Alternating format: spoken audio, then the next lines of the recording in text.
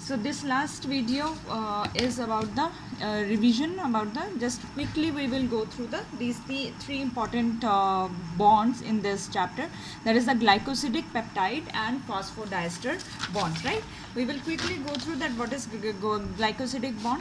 So bond which helps in joining of two monosaccharides, or if I say two monosaccharides or two glucose molecules, they are joined with the help of bond which is known as glycosidic bond. Even in the polysaccharide, if their monomer unit which is monosaccharide, it is joined by glycosidic bond. How you have to draw glycosidic bond? First rule, that is draw two hexose sugar, then number them. Very very important thing, number them. 1 2 3 4 5 and 6 is extended one. 1 2 3 4 5 6. Then if you are drawing OH in the polar orientation, just we have to remove the water.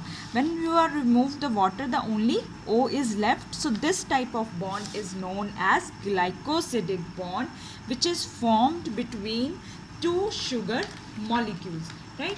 This is now known as glycosidic bond. Let's talk about now peptide bond. The basic rule about peptide bond, you know that two amino acid, they are joined with the help of bond which is known as peptide bond. How to draw this bond? First is always draw structure of amino acid. What is the structure of amino acid? This is, suppose, my amino acid 1. Now I am going to draw the amino acid structure 2. So here I am taking, I will expanding NH2 here. You can write down NH2 here like this also. So this is my amino acid 2. Now, second thing, what you have to do is you have to now remove water, right? So how you are going to remove water? Just remove water, H2O, right? So you have removed water here. So now write your structure again. C, H, all things will be same, only the difference will be in the this bond. Now what is left? CO, CO, NH, NH, and rest of the structure is same. So this CONH bond which is formed with the removal of water, that is called which bond? This is called peptide bond, which is formed between the joining of two amino acids. Or if I say that when two amino acids they are joined, then our peptide bond is formed, or they are joined with the peptide bond. Now let's talk about our last bond, that is the phosphodiester bond, right? That what is phosphodiester bond? For phosphodiester bond, we are going to now take one step by step. Let's draw first sugar. Which sugar you want here? Pentose sugar. Just number it. I'm going to number it with another pen. That is 1 2 3 4. At fifth carbon I am going to write my CH2, right? What is otherwise present here? That is CH2OH. But what is phosphodiester bond? When your OH, that CH2OH, so when it forms a bond with phosphate, it forms a bond with phosphate, that is called your phosphodiester bond. So what we are going to do here, first just make this, let's draw it again now. That is our 5 carbon sugar, right? So this is our 3 carbon, and here is second. Here on first carbon we have nitrogen base and then CH2. Now because O with OH we are forming bond, so we, how many oxygen we will be left with? 4, right? That is just now we will see that how is it formed. First number this 1 2 3 4 and this is 5. So what is happening here? These two sugars, sorry, these two nucleotides, they are joining together. So I am making here now another nucleotide. Again nitrogen base here. I am doing drawing nitrogen base here. Here I am drawing CH2. Now here you can draw your with your phosphate you can draw, that is your phosphate with the double bond and here the single bond, and now one more OH will be attached to this, that is CH2OH. So I have attached OH there. What is going to remove? H2O. What is going to left? O, and that is our phosphodiester bond. So if I have to draw it again, what will be my structure?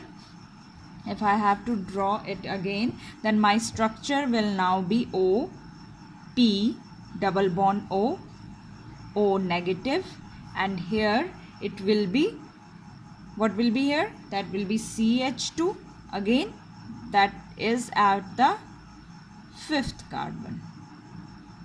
Rest of the structure is, as you can see, rest of the structure is same. We have removed water. So this type of bond is known as phosphodiester bond, which is formed between two nucleotides.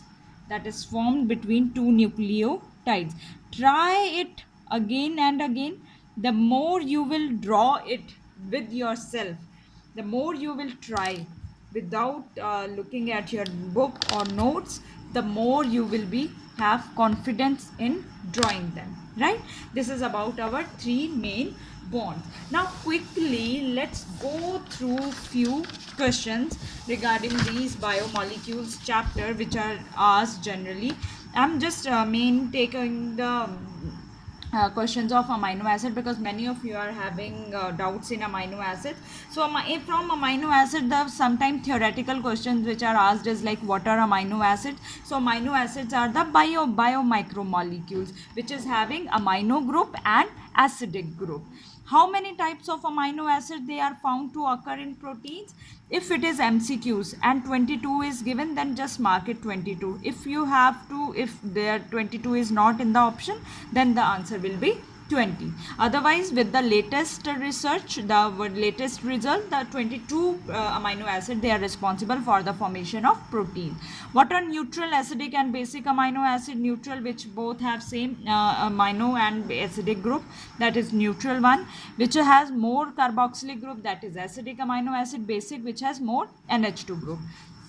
Draw structure of alanine. If you draw the structure of alanine, then with the functional group here you can add the methyl group, that will be your alanine. What write to name of two aromatic amino acid? Aromatic amino acids are those which include the aromatic ring or benzene ring. It can be tryptophan, phenylalanine, tyrosine. These are your neutral amino acids. Why do amino acids change their structure in solutions of different? Because they are ionizable. They can change its structure into ions. They are having their structure in the ionizable form, which is called as the zwitterionic form also, because they can form the ions like positive ion and the negative ion. So that is why they are different kinds of structure. Anionic and cationic structure are found at different pH. High pH it will be anion, low pH it will be cation. Differentiate between essential and non-essential. Very much clear that if they those which are not obtained from those which are not synthesized in our body, they are essential. They must be present in our diet, and opposite to that is non-essential. Why are amino acids, they are known as derivatives or substitution of methane?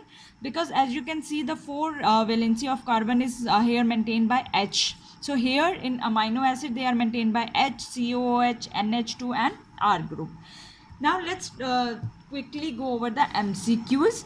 Which biomolecule is distributed more widely in a cell? Now see, mostly what we mistake here is that we just mark DNA. No, DNA ultimately change into RNA, and then RNA change into protein. So most of the area, or most in the cytoplasm and other organelles, what structure is found most widely in a cell is RNA.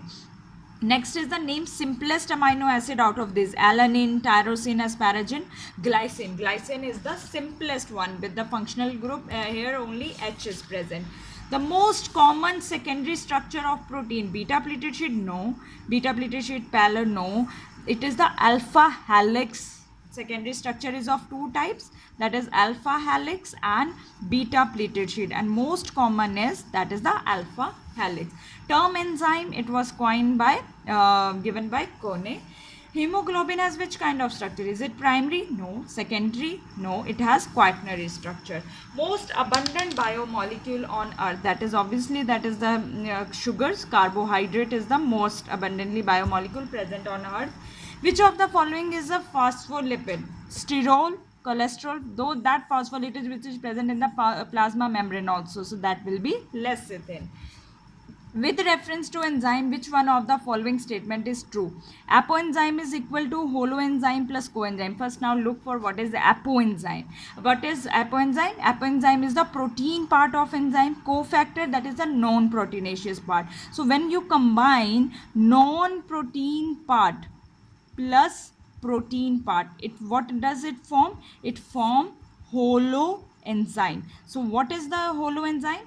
Holoenzyme is equal to apoenzyme plus coenzyme, because cofactor is of three types, that is your prosthetics, then that is metal ions, and that is coenzyme. So this second option is correct. So these kind of questions, they can be asked in biomolecules. So go through my videos, all the videos for this chapter biomolecules, and I hope that many of your concepts are now clear about this chapter. So tomorrow I will meet you with the next video. Thank you so much.